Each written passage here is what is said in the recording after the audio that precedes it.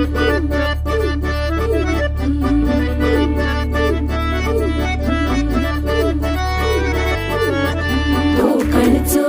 रुबा भारी, माझ्या कोकणचो बाई तो रो भारी.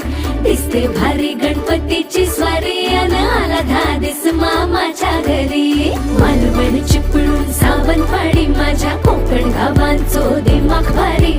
दिसते भारी गणपतीची स्वारी, माझ्या कोकणा वाटे तुम्ही